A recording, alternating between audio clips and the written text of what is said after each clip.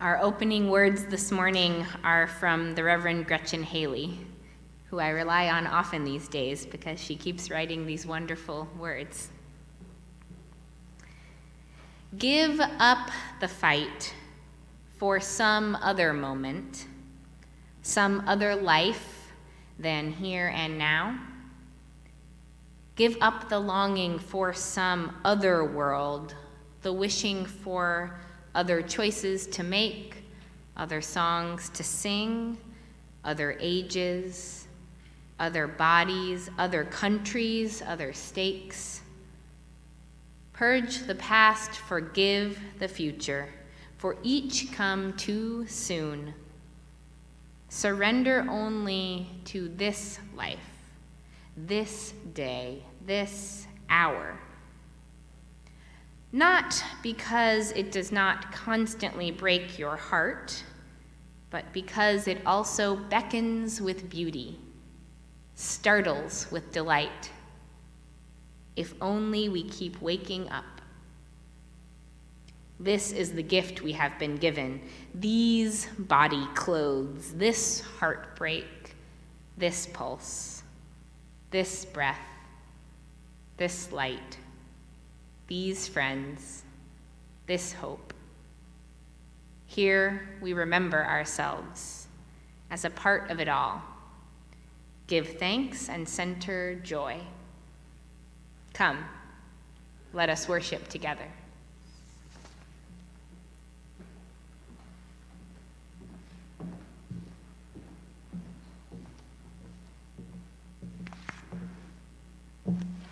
Good morning, everyone.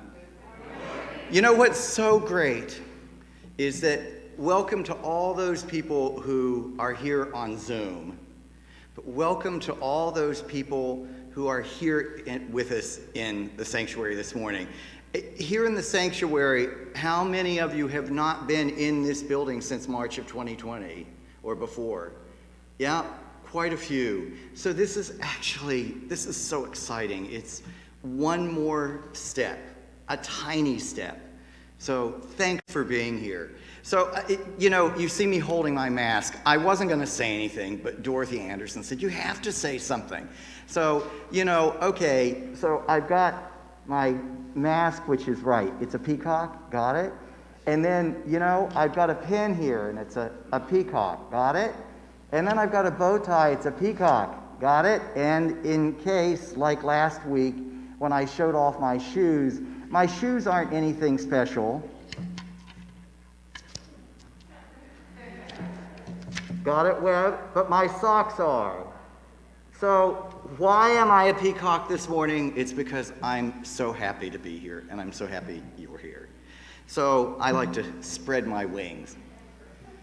So anyway, now to announcements. Very few announcements. We've been keeping you informed via email, and make sure you look at all those events that are coming up through the week. Make sure you check our homepage, our Facebook page, but also a couple of specific things. Immediately following the service today, the Environmental Justice Committee will have an in-person tabling event here at the church to answer questions about the proposed divestment resolution to be voted on at the semi-annual congregational meeting next Sunday. If you have not already, you're encouraged to view the divestment resolution information available on the church homepage under Parish News. Also, the recording link to the October 20th First Parish Congregational Divestment Discussion was recently added to the church homepage, and it's a great way to get a better understanding of the proposed resolution. For us as a community, divesting in a way that suits not only our needs, but that is appropriate for the global climate change, it's very important. Make sure you prioritize this. We want to hear from everyone. The other thing is Lisa Maria asked me to thank all those parents who responded to the survey about what they felt they were comfortable with as far as making sure that all our youth are engaged and in what manner. Earlier, you were sent, and hopefully you got, via the Anno list, the Parish Biz list, a survey about what your needs are and what you would like to see happen, and whether you will be staying home no matter what, or whether you will be coming to the sanctuary. And please take a moment to fill out that survey. It's very important. It's a good guiding tool for us. And we just want to thank you, Lisa Maria, Wendy, Annie, me. We want to thank you for all the feedback that you've been giving us to help pull these services together. And, surveys, getting the information from them can take longer than you think it might. And during that in-between time and even beyond, if you have any concerns, make sure you contact us. That's what we're all here for. So we want to hear from you if you feel like you need to talk to us. We're here. So finally, let's do our Unison Affirmation together. I'm happy to say, stand if you are able. And let's recite it together. Love is the spirit of this church, and service is its law. This is our great covenant, to dwell together in peace, to seek the truth in love, and to help one another. El amor es el espíritu de esta iglesia, y el servicio es su ley. Este es nuestro gran pacto, vivir juntos en paz, buscar la verdad en el amor, y ayudarnos los unos a los otros.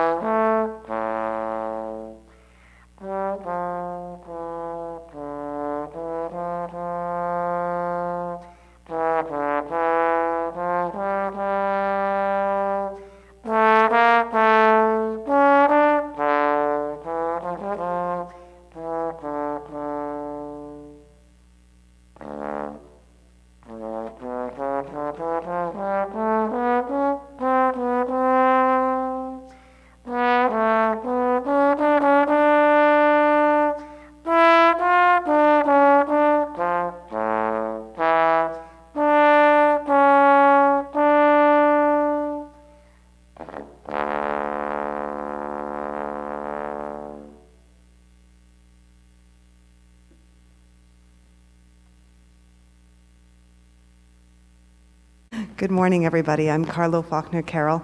What we're about to do is a movement prayer. And I know that we have done some of those in the past. Reverend Annie has brought some of those to us, and they were an inspiration to me because at the beginning of this church season, when the news came out that we would be gathering often in persons and sometimes outside and sometimes inside, but that we wouldn't be singing, that struck me as really sad, because I feel that in the moment when we're all feeling a pulse together and moving together, there's this social cohesion, this feeling of connection that we can experience that doesn't happen any other way. And I started to think about that, and I remembered the movement prayers, and I thought, well, maybe we can't sing together, but we can move together. And so that got my creative juices flowing, and I asked Dorothy if she would work on some movement prayers with me. And so we've done that, and this is a moment that you can just be together and feel it's a collective meditation. So I'm Dorothy Anderson-Perales, and I wanted to just further what Carlough said. We're offering this movement prayer as a way to connect as a community. It has been so hard being apart. We will begin, and we're doing it all together, we'll begin with breathing, just easy breathing. And this is a way to slow down, a way to connect first with yourself. You're welcome to close your eyes as we breathe. And then you're welcome to join in and follow along with a very easy to follow movement phrase of gestures that repeats. And you'll make the movement your own, uniquely your own. The movement gestures can be done seated or standing. And we want to let you know that some of our participants up here have not yet seen this movement phrase, so they too will be following along for the first time, just like you. Let's move together as a community.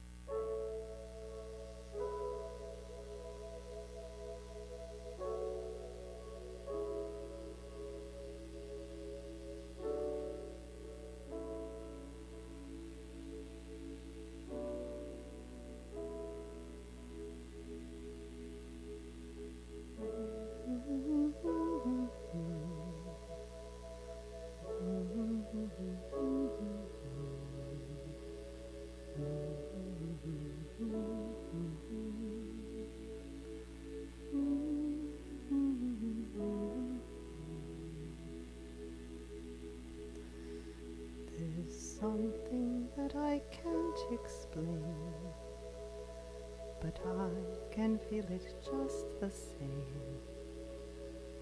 Sometimes when I sit with you, it feels like 1 + 1 makes more than 2. The energy of life swirls round. I feel my feet upon the ground. This thoughtful presence that we share, it makes the hard times easier to bear. There's something that I can't explain, but I can feel it just the same. Sometimes when I stand with you, it feels like 1 + 1 makes more than 2. The energy of joy swirls round. I feel my hands upon the ground. This vibrant presence that we share, it makes the chaos easier to bear. There's something that I can't explain, but I can feel it just the same. Sometimes when I sway with you, it feels like 1 + 1 makes more than 2. The energy of grief swirls round. I feel my knees upon the ground. This caring presence that we share, it makes the sadness easier to bear. There's something that I can't explain, but I can feel it just the same. Sometimes when I breathe with you, it feels like 1 + 1 makes more than 2. The energy of love swirls round.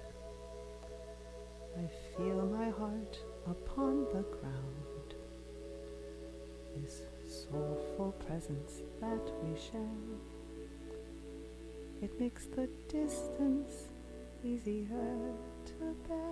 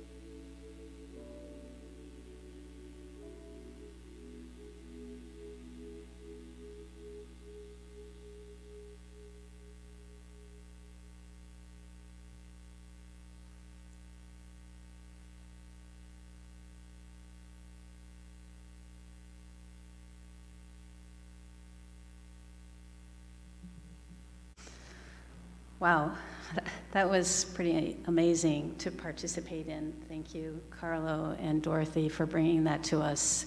And I feel a little bit like I don't want to break the spell, but I'm afraid I might. I'm feeling a little bit like Punxsutawney Phil on Groundhog's Day, coming out to check my shadow and to share with you what you already know. The planet is getting warmer. It's bad for life as we know it, and we all know why it's happening. So my story with climate change started in 1979. I had a radical young PhD student as a teacher in a class called Environmental Survival. How right on was she? My conservative dad was concerned about the message that she was teaching us. And it's true. My siblings and I were all changed by her and her words and her actions. She taught through experience. We learned about wetlands and elemental cycling. We learned the words like evapotranspiration and eutrophication, and we learned about global warming. It was enough to affect my personal behavior, my choices, but I was really kind of convinced at that point that we were going to either run out of oil or it was going to get too darn expensive, and it would force us to change our collective lives. Boy, was I wrong. Fast forward 30 years. In 2011, student activists started petitioning their universities to stop and divest from coal. A year later, 350.org, led by Bill McKibben, went on tour with Do the Math. And this is how the math went. Fossil fuel extraction companies held 5 times more carbon reserves in their coffers then could be burned and stay below 2 degrees Celsius temperature rise. Numbers we're all familiar with. And that is what we needed to maintain a livable climate, we thought. And the companies that held these reserves planned to burn it all. This is what kicked my butt into action to become a climate activist.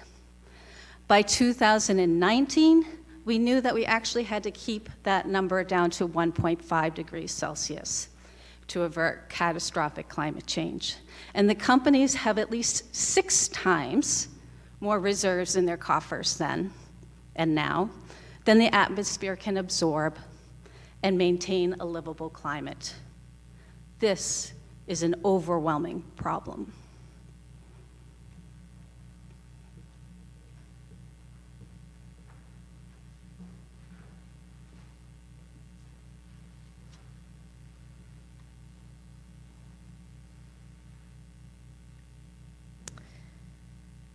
About 10 years ago, on November 15th, 2011, I woke up in my dorm room at the Union Theological Seminary in Manhattan, where I was in my last year getting my Master of Divinity, and I had a bunch of frantic messages on my phone. The police raided the camp. You have to get down here. As fast as I could, I ran out of my room. I found a friend. We jumped in a taxi. I don't think I even drank coffee, which, if anybody knows me well, you know that was some real urgency. We sped downtown, and soon we were at Zuccotti Park, the park that for the last 3 months had been occupied by a wide variety of people in New York City, who then inspired people to do so all over the place. I think there was one in Boston, not so far away. The Occupy Wall Street movement was new and exciting, and I had been involved as what we called a protest chaplain. A bunch of students at my seminary, all studying to be ministers and religious leaders of various kinds, had decided that our role in this chaotic DIY movement was to provide space for listening and processing for the folks who were living in the camp and strategizing about the movement. And we took shifts down in the park wearing duct tape badges that said protest chaplain. I had been so inspired by this movement. I hadn't really been part of organizing before, and it was daunting and exhilarating when we learned that there weren't really any rules, and if we wanted to be protest chaplains, well, we just had to do it. The endless meetings using the people's mic, you may remember, when someone would shout out what they were saying and the people around them would echo it, and the people around them would echo it so that it could reach the whole crowd without any amplification. Not an efficient way to hold a meeting. Neither is completely chaotic democratic participation with no process or Robert's rules or elected representatives. But on the other hand, it was really amazing to see people creating a democratic community where people could just show up and be fed and get care, and they created a library, there was a kitchen. It was a whole new world. All the way down in the cab, I kept thinking, I wish I had been there last night. I felt so much regret that on the night when the camp was torn down, I was asleep in my bed. If I had gotten those texts at 2 a.m, maybe I could have done something. I kept wishing and wishing that I had been there, like there was something I could have controlled about it, some way to make it be different, some way to go back and fix it. But as soon as I got there and saw the bare concrete where once there had been this thriving, chaotic community, as soon as I saw the NYPD in their riot gear and guns all stationed around the bare concrete that they were now guarding, I knew that that was just a story I was telling myself. I would not have been able to do anything except maybe get arrested. It wouldn't have stopped the police from tearing down the camp. None of us were going to stop them. When I saw the transformation, I just wanted to leave. I didn't want to be there. I didn't want to see this. I didn't want to have anything to do with it, really. Not just because I cared about this experiment that had been going on for a few months. It was the enormity of all of it. It was the enormity of graduating from college and a financial crash, and none of my friends could get jobs, and the world was being turned on its head. It was the enormity of all I was learning about wealth inequality and capitalism. It was the enormity of all I was learning about police brutality and all the ways that the New York Police Department had treated us, the protesters, and the history so long before that. And it was too much. And I wanted to carry it so I could control it, or I wanted to just throw it away and be done with it. The title of this service, and of this little piece of the service, is Don't Carry It All, which is also the title of a song by the band the Decemberists. I don't know how many folks are familiar with the Decemberists, but I really loved that band in college. Saw them live a couple times. And I don't listen to most of their music that often anymore, but I do listen to that particular song. Don't carry it all, don't carry it all, they sing. But there's another lyric I really like in that song, too. It says, and you must bear your neighbor's burden within reason. I really like that within reason part. We got to have some reasonable limits to how many burdens we can bear here. But I also like that they say to bear, but not to carry. And really, those things are synonyms in the English language, and I know that.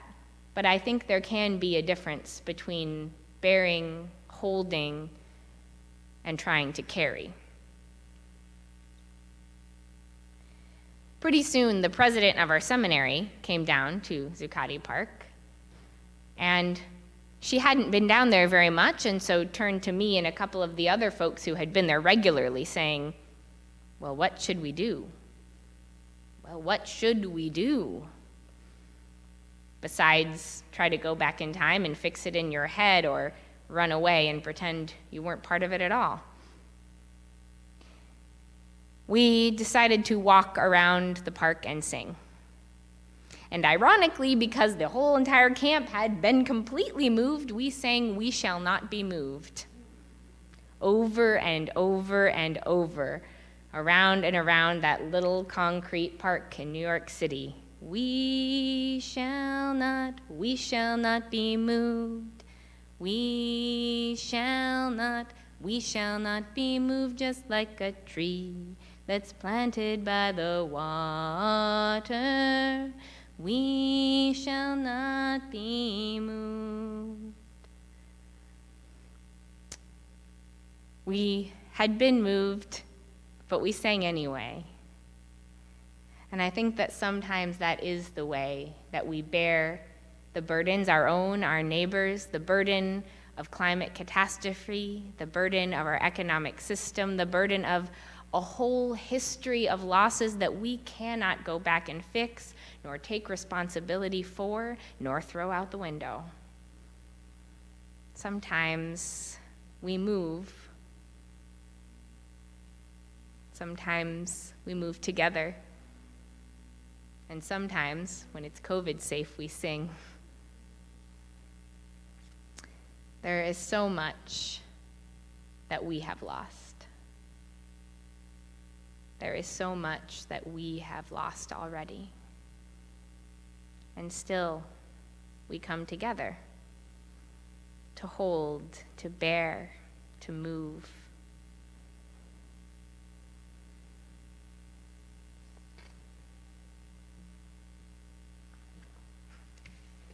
still me. And in this community where we do hold each other and support one another and support those near and far, we will be collecting this morning's offering, and we are indeed sharing the plate, and Sarah Dorer will tell us a little bit about who we are sharing the plate with.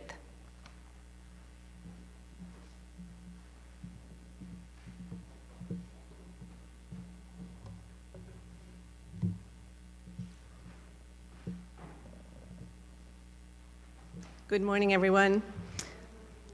Oh, that's so nice to hear. My name is Sarah Dorr, and I am here actually on behalf of the Partner Church Committee of First Parish. And for the past 27 years, we have been partnered with a very small village, the village of Abasfalva in Transylvania, which is a region of Romania. And over those years, we've had over 100 parishioners, for all of us, come back and forth, and some of us many times. Again, for many years, we've had a scholarship fund for the children of that village. They've been high schoolers, and this year we're expanding to middle schoolers. So we're raising funds for 16 children this year, 8 high schoolers and 8 middle schoolers. And my understanding is in the past year or two that we've continued to give these funds. One child or several children have bought computers. Someone else paid the fee for an exam so that he could go to college. Another child has paid for online classes in accordion music, learning the accordion from Budapest, Hungary, and remember that they're in Romania. So part of the offering this morning will be going towards that scholarship fund. Sharon McDonald did put something out in the parishioner also asking for individual sponsors as well. So we would be very grateful for that. And in addition, I'm presenting to the congregation on behalf of our partner church in Abasfalva this beautiful tapestry that was made for us of our chalice and was given to John Gibbons on his very recent trip over there. And he has brought it to us, and we will put it up somewhere here in this congregation. So thank you very much.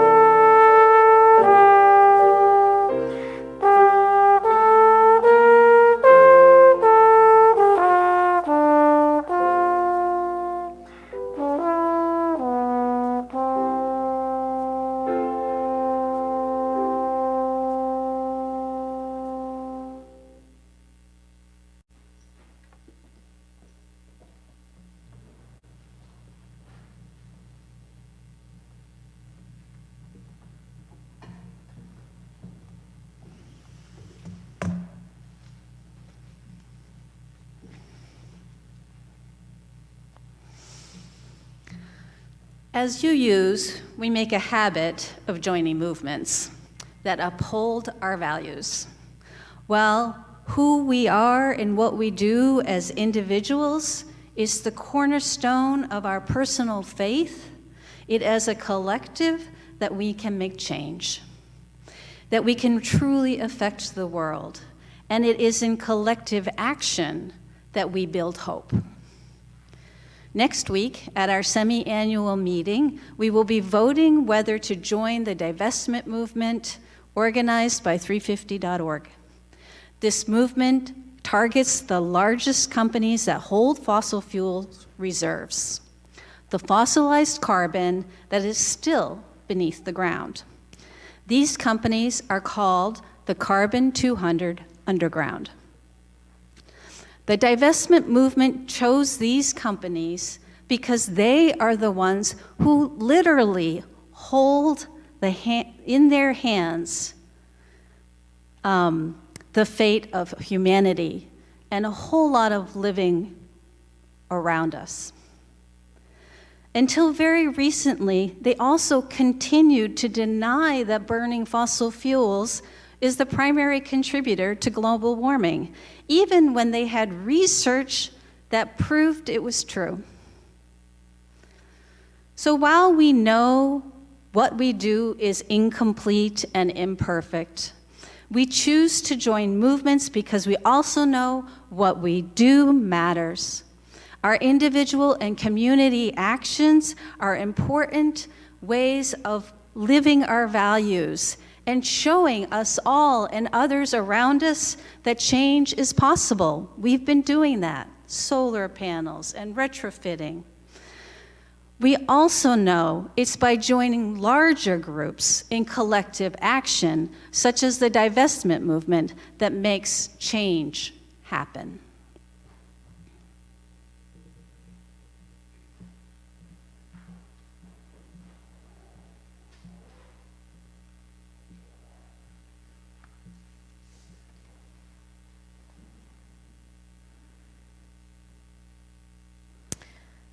Two days after I had spent some amount of time that felt quite long, walking around and around a small park singing "We Shall Not Be Moved" with a small group of people, I found myself in a much, much larger group of people marching over the Brooklyn Bridge.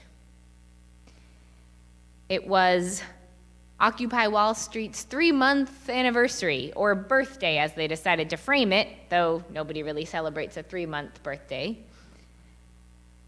And someone had rigged up a way to shine a big beacon of light onto the Verizon building in the skyline with scrolling messages, and we chanted along to the scrolling messages that were flashing on the building. And there was a feeling of celebration in the air, despite what had happened 2 nights earlier, despite that now there were a whole lot of people who had been living in that camp, many of whom didn't actually have other places to live, that were now needing a lot of support. One of my favorite chants from that night and from the movement in general was, "We are unstoppable. Another world is possible." It felt particularly important to chant that night. We had been moved, but we were not stopped. That march stuck out to me because I think it was possibly the biggest march I've ever been a part of. When my friend and I were coming back on the subway, back from Brooklyn up to Manhattan, we were hearing on social media and from folks that there were still people marching over the bridge, still coming. I do believe that another world is possible. I have a poster in my office that is framed that says so. I don't know that it's very likely, but it is possible.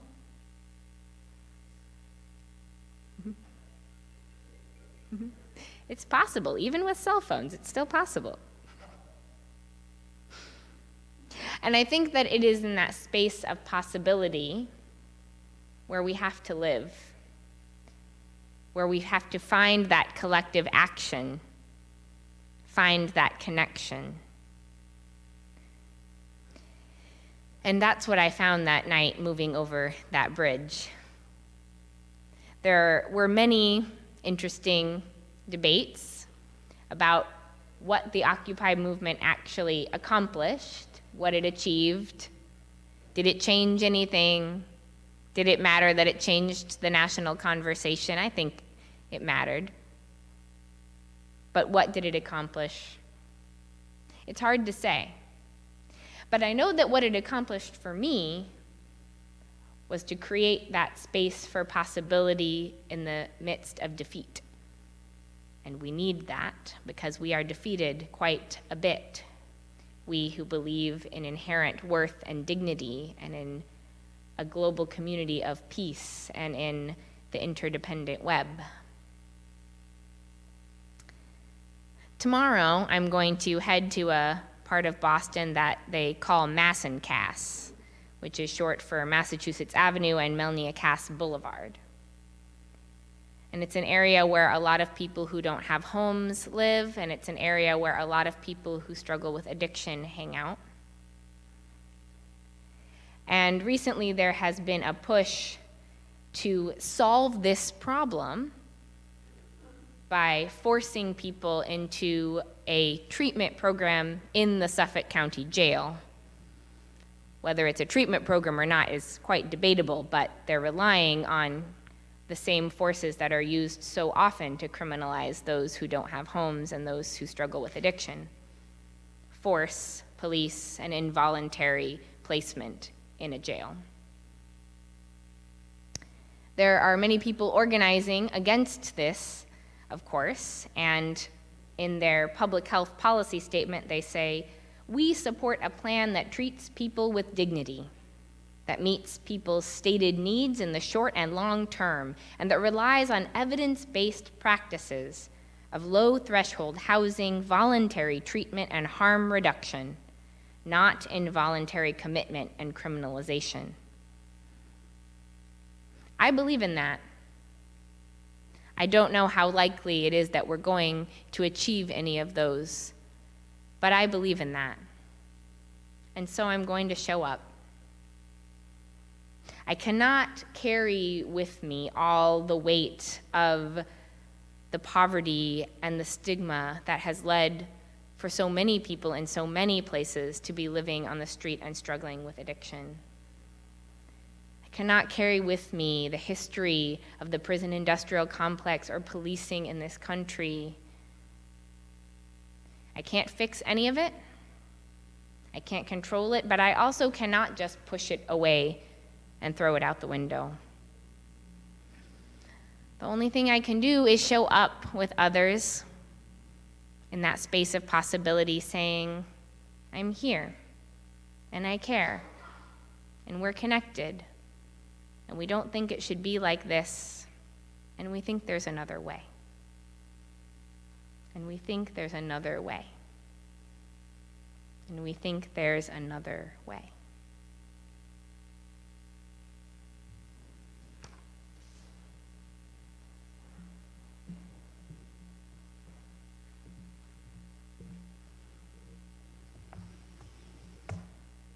Excuse my techno interruption there.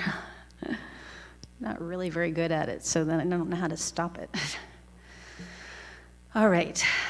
Over the past few years, I have been a bit like Punxsutawney Phil, a groundhog, that is, not looking for my shadow on Imbolc, but sinking deeper into the luscious gifts of the woods and soil, deeper in my studies, deeper in my body, deeper in my spirit and metaphor. Recently, I had a moment in the woods where I felt the vibration of the forest, the trees, perhaps all the living residents that created that vibration. That vibration, life force, communion, and communication came up through me for just a moment. and I felt held. Was it the wild heartbeat of Gaia in action? Was this just imagination, or was it ultimate truth? It was a feeling of hopefulness and aliveness. It felt like reality at its core, the basis of reality that we've numbed ourselves to, closed off with walls, with only glimpses of through doors and windows. So often I feel that my life is too small to make a difference, to affect change. I, ego I, heart I, vibrational I, the change that I would like to see. A connection to land that is not about control, but rather deep resonance. It is moments in the woods, on the rocks, surrounded by emerald green moss and ferns and decaying logs. It is soft and luxurious.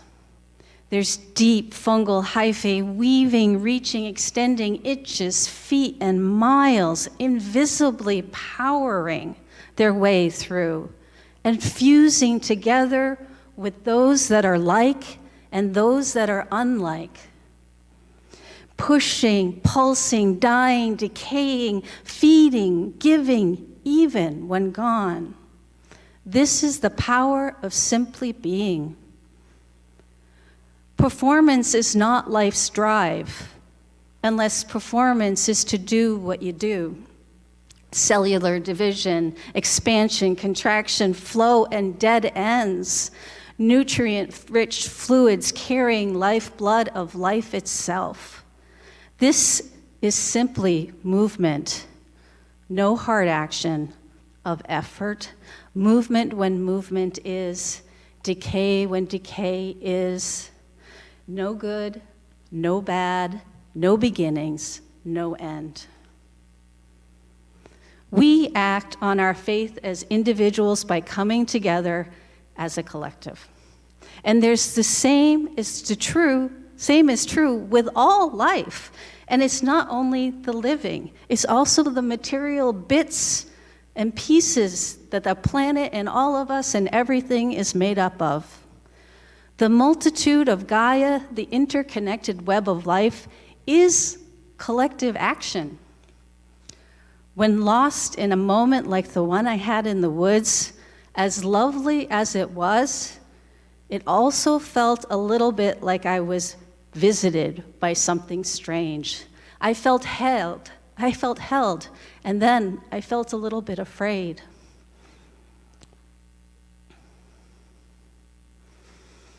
There was a change in my being. It was something to be wary of. The fear of unknown trickled down my spine.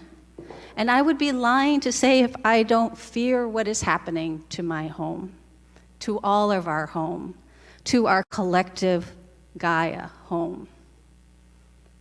And I would be lying if I claimed despair does not seep into my pores when I consider the trauma that permeates this planet and its people, both human and that which is more than human. I don't know why we fear the unknown, the unseen, the life force that makes all. I don't know why the only things we believe are real are the things we can examine and read about. So when so much of life is still unknown, it's understandable we fear change and we cannot foretell the future. I fear and resist change and the unknown. I know this as deeply as I long for it. I also know that it is connection to the ever-changing, mysterious living world around us that I find a deep and abiding sense of belonging, of peace and of hope, the antidote to my despair.